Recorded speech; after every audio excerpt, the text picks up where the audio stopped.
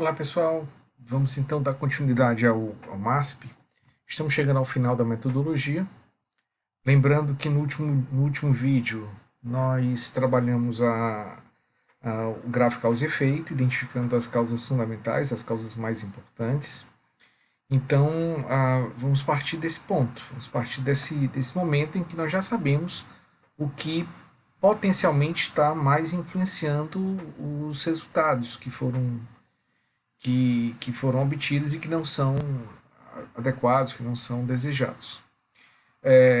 Precisamos então pensar em possibilidades de como trabalhar essas causas fundamentais identificadas. Lógico que se for mais causa, eu vou ter que fazer essa análise de uma a uma.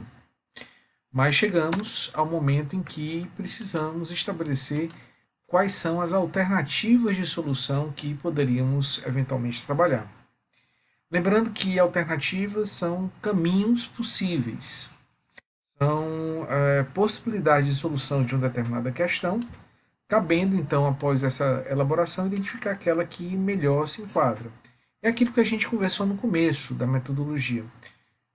Quando nós temos um problema, tá, qualquer que seja ele, nós precisamos tomar uma decisão de como resolver esse problema. Uma decisão nada mais é do que uma escolha de uma dentre várias alternativas. Nós poderíamos passar da etapa anterior, ou seja, identificação de causa, diretamente para o plano de ação? Poderíamos, mas possivelmente a gente teria pensado apenas em uma alternativa.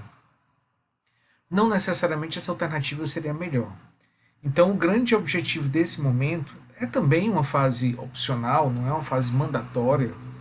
Tá? Podemos chegar a bons resultados partindo da causa direto para o plano de ação. Não tem nenhum fato que se opõe a isso, mas o fato é que existe uma possibilidade maior de chegar a resultados interessantes caso a gente tenha não apenas uma, mas várias possibilidades de atuação. Então, alternativas são caminhos, são possibilidades, são estratégias de ação, todas elas teoricamente capazes de combater essa causa. E nós precisamos, após a sua elaboração, fazer a escolha daquela que mais adequada se parece. Mas nesse momento, em particular, nessa etapa 4, a nossa finalidade é basicamente listar essas alternativas, identificar que possibilidades são essas. Para isso, existem duas condições básicas, né, que devem ser observadas. Primeiro, grande quantidade, é o que nós conversamos antes. Quanto mais alternativas nós tivermos, aumenta a chance, aumenta a possibilidade de termos a melhor alternativa listada. Se eu penso apenas em uma ou duas, um pequeno conjunto, tudo bem, eu posso até conseguir controlar a causa, mas talvez não com a melhor repercussão possível.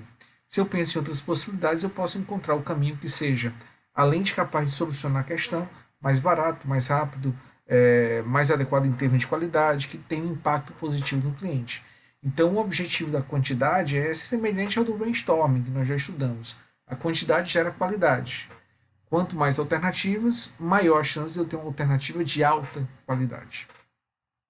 Agora, precisamos ter em mente também que não podemos apenas listar alternativas para atingir uma determinada meta em termos de quantidade.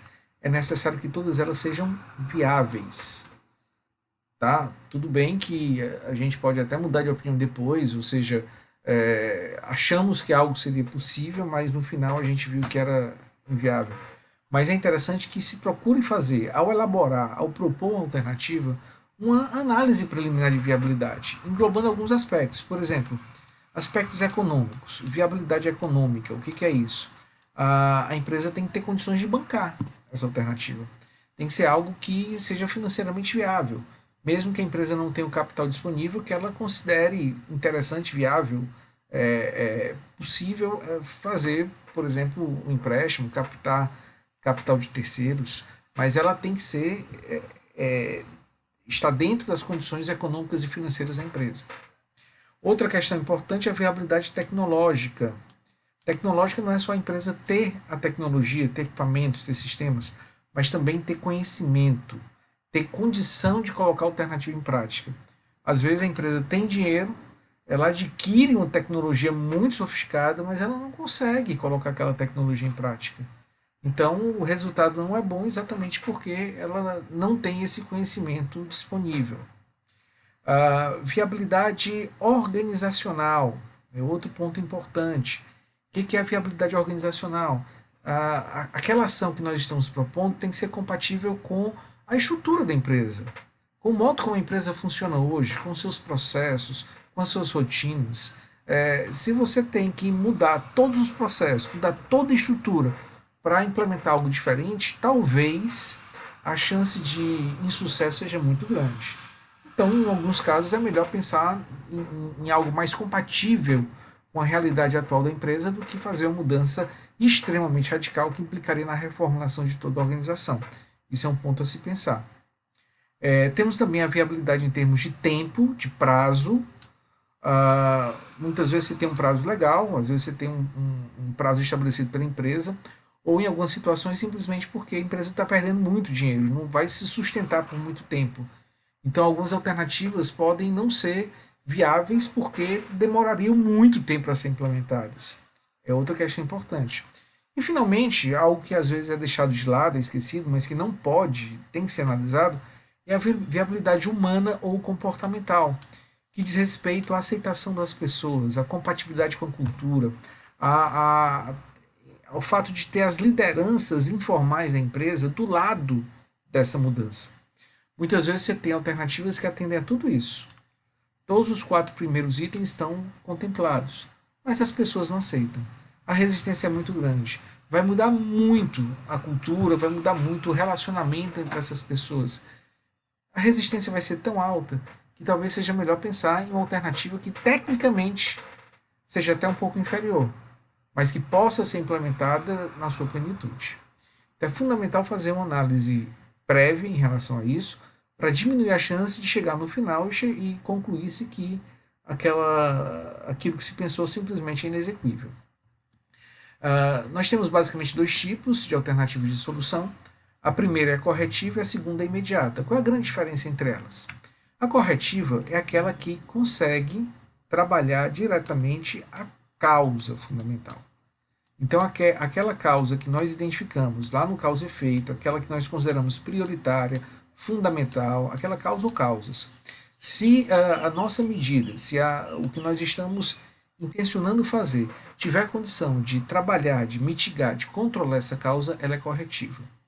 Nós sabemos que quando a causa de um determinado problema é controlado, o problema não volta. Ou a redução alcançada com esse controle da causa vai ser definitivo. Ao contrário, se a gente não trabalha a causa, mas trabalha o efeito, a tendência é que isso seja temporário. Em pouco tempo se retorne à situação original ou até com maior gravidade. Logicamente que as ações corretivas sempre devem ser priorizadas, sempre devem ser buscadas. Mas em alguns casos, até em função da viabilidade, pode ser que não seja viável uma determinada medida, nós precisamos pensar em ações imediatas. O que são ações imediatas? São aquelas que não trabalham na causa, por algum motivo, por alguma inviabilidade, por alguma impossibilidade, mas trabalham apenas o efeito. Tá? Então é aquela ação que é implementada visando atenuar o efeito, visando reduzir os impactos negativos que eventualmente uma determinada medida um determinado problema esteja gerando. Deve-se ter em mente que em algumas situações de fato é necessário aplicar uma ação imediata, não é o ideal, mas em algumas situações é o único caminho que nós temos. Mas quando isso acontecer, deve-se ter em mente, bem claro, que isso é uma solução paliativa e temporária. Assim que a empresa reunir condições, assim que ela conseguir superar a dificuldade que tornou uma solução corretiva viável, ela deve voltar e tentar rever essa solução por algo mais definitivo. Ferramenta básica que é o brainstorming. Logicamente, tudo que se trabalhou antes, Pareto, histograma, se a empresa tiver sistemas, bancos de dados mais completos, dados de indicadores, cartas de controle, tudo vai ajudar. Mas basicamente essas informações vão ser discutidas pelas pessoas a fim de, a partir daí, tentar chegar nessas ideias, nessas possibilidades sobre o que deve ser feito. Bom, então nós saímos dessa etapa com uma lista de alternativas, tá? Não com uma, mas com várias alternativas de solução. Lógico, pessoal, que não tem sentido nós implementarmos todas. A gente pode até ter sucesso nessa etapa e termos listado 4, 5, 6 alternativas fantásticas, cada uma melhor do que a outra. Mas não tem sentido implementar duas ou três ao mesmo tempo, afinal, todas elas nos levam exatamente ao mesmo resultado. Então, o que deve ser feito a partir de agora? Uma avaliação, uma análise comparativa entre essas alternativas, visando determinar aquela que potencialmente geraria os melhores resultados para a empresa. E isso é feito na nossa quinta etapa do MASP. A quinta etapa seria a avaliação das alternativas de solução, cuja finalidade seria efetuar uma comparação, uma análise comparativa entre todas as alternativas listadas e identificar a partir dessa comparação qual delas teria o maior impacto, o melhor impacto provável na realidade da empresa.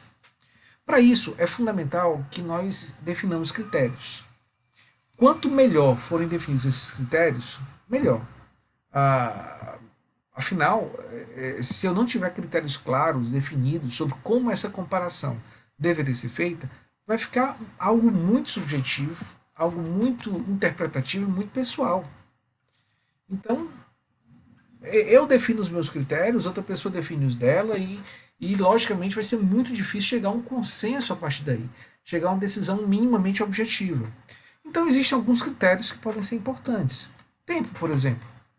Vamos imaginar que tudo que veio para cá é viável, né? Então o tempo é um critério de viabilidade, como a gente viu, mas vamos imaginar que todas as alternativas listadas passaram no critério tempo. Então, qual é a análise aqui? Qual delas é implementada e passa a gerar resultados mais rapidamente? Lógico, se eu conseguir começar a gerar resultados ou paralisar a geração de resultados ruins mais rapidamente, melhor. Então, um ponto positivo para uma alternativa é a sua condição de ser implementada e gerar resultados rapidamente. Mas tem um investimento também. Pode ser que a mais rápida seja mais cara. Pode ser que eu tenha uma muito demorada, mas que seja financeiramente muito interessante para a empresa. Então, outro ponto que deve ser levantado. A qualidade, o impacto no processo, no resultado, no produto, no serviço, na satisfação do cliente. Alguns não impactam em nada. Resolve um problema, diminui a perda, internamente vai ficar tudo ok, mas não impactam na satisfação do cliente. Outras podem impactar. É uma reformulação que você faz, além de resolver o problema, melhora a qualidade do produto, reduz o tempo de atendimento ao cliente. Isso deve ser levado em conta. A cultura aceitação, já vimos que a viabilidade humana ou comportamental é fundamental. Mas mesmo considerando que algumas podem ter um pouco mais de resistência do que outras, todas são viáveis em relação a esse aspecto, qual delas é melhor aceita? Qual delas as pessoas compram a ideia e vão tentar ajudar na sua implementação? Isso pode facilitar. Domínio tecnológico. Quais delas a empresa já domina, já tem conhecimento, já tem prática, já aplicou, já conhece? É bem mais fácil do que você ter que adquirir uma tecnologia totalmente nova, formar todo mundo, onde logicamente o risco é muito maior. Aqui são apenas exemplos de critérios, mas percebam que todos eles podem ser relevantes. Nada impede, em uma determinada situação, que a empresa altere, tire um critério, coloque outro, isso aí fica de acordo com cada situação. O importante é que a gente consiga estabelecer uma metodologia de, uma vez definidos esses critérios, que nós possamos, de um modo racional, objetivo, coerente, fazer análise comparativa com base neles. Para isso, algumas ferramentas podem ser usadas, como a matriz de decisão ou a matriz básica. Tá? Ambas ferramentas utilizadas dentro de um processo de brainstorming, ou seja, não é uma pessoa sozinha que vai preencher a matriz de decisão, a matriz básica, é o grupo que consensualmente deve chegar a essas definições. Bom, vamos parar o vídeo por aqui e no próximo a gente vai detalhar essas duas ferramentas, mostrando como elas podem nos ajudar a chegar nessa comparação de modo objetivo e racional em relação a todas as alternativas que foram idealizadas.